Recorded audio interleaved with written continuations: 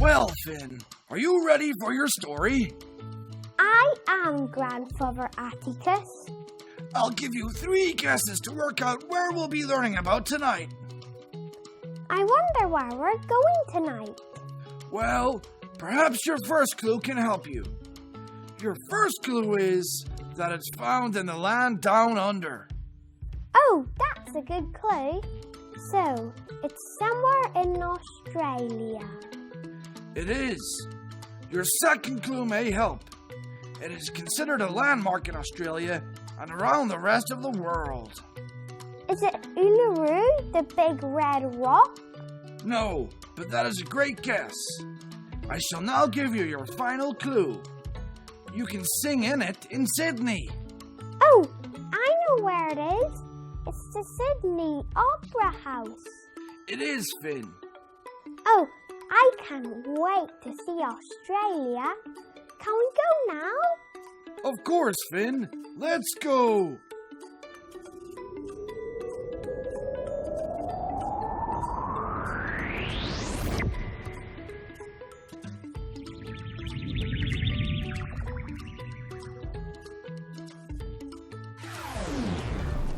We have arrived.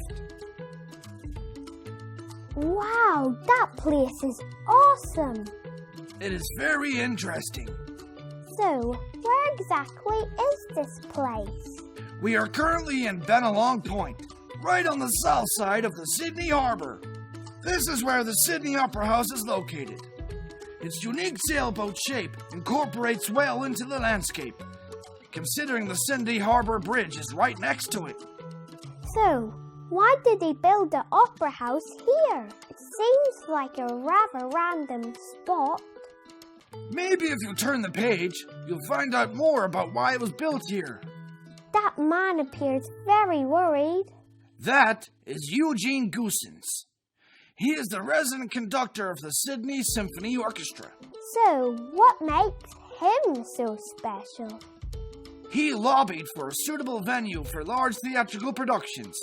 As the normal venue for such productions, the Sydney Town Hall was not considered large enough. It was also Goosens who suggested that Bennelong Point be the site. It's nice that he wanted a space where everyone could enjoy theatrical performances. It was, Finn. Luckily, people agreed with him. That's the New South Wales government. In 1954, Goosens succeeded in gaining the support of New South Wales Premier Joseph Cahill, who called for designs for a dedicated opera house. Ah, so that's how it was chosen. So, how is it designed? It's really lovely. It is, and there was a very interesting process to choose the design. What's going on in here? This is an international competition that the state government sponsored. It specified a large hall seating 3,000 and a small hall for 1,200 people, each to be designed for different purposes. That sounds amazing. Well, you've seen the finished product. You know how incredible it looks. It is stunning. He ended up being the winning entry then. It was this guy here. This is a Danish architect, Jorn Utzon. He beat 233 designers to win the opportunity.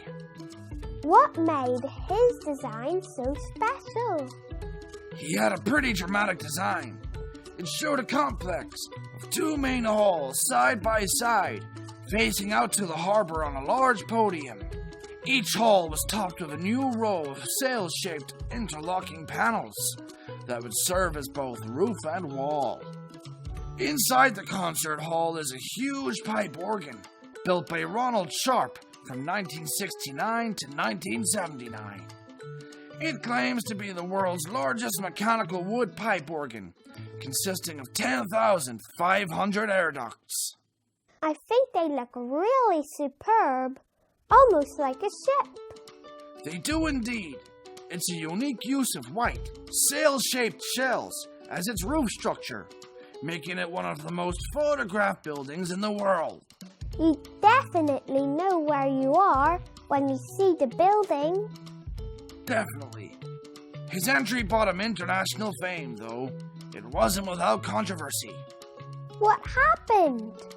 Well, there was a variety of problems due to the innovative nature of the design. Construction began in 1959, but costs overran and structural engineering issues caused many delays. It even ended up with Utzon resigning in 1966. Oh no, that's awful. Don't worry, construction continued until 1973, when it was completed by other architects. So, Utzon never got to finish it? No, he didn't. But Utzon did agree to return in 1999 to oversee an improvement project. He redesigned the old reception hall, and it was reopened in 2004 as the Utzon Room. I'm glad he got to have some role later on with the design. Indeed, it's now Sydney's most famous landmark. Wow, there's so much here. Look at the halls. That is the concert hall. It's able to seat 2,679 people. It's the host of the symphony concerts, choir performances, and popular music shows. What's that other place? That is the Opera Theatre. That's for the opera and dance performances. There's lots of things happening then.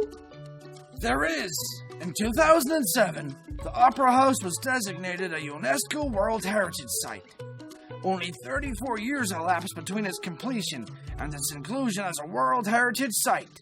It is one of the few 20th century buildings on the World Heritage List. Now, more than 10.9 million people visit the Opera House every year. I'm glad we got to be visitors too. I have seen so many pictures of it in the background of Sydney. I'm glad we got to experience it together.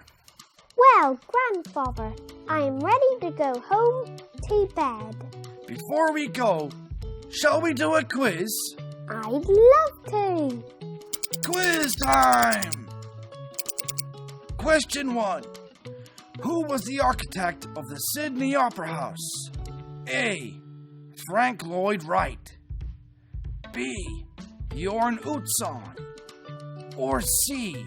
Eric Kuhn. Excellent. It's B. Jorn Utzon. Question 2. It's located in Bennelong Point. True or false?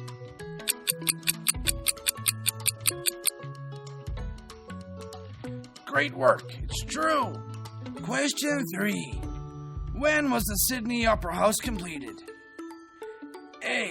1973. B. 1965. Or C. 1989. Well done. It's A. Let's recap before you go back to bed. In 1947, Eugene Goossens, the resident conductor of the Sydney Symphony Orchestra, identified the need for a musical facility for Australia's leading city. He didn't want it to be simply home for the symphony orchestra, but also to opera and chamber music groups. 233 designs were submitted for the Opera House International Design Competition, held in 1956. Jorn Utzon from Denmark was announced the winner. Sydney Opera House was added to UNESCO's World Heritage List in 2007. It has more than 10.9 million people per year visiting it. Now we can go to sleep after our wonderful adventure. Good night! I hope you enjoyed learning with us. See you soon.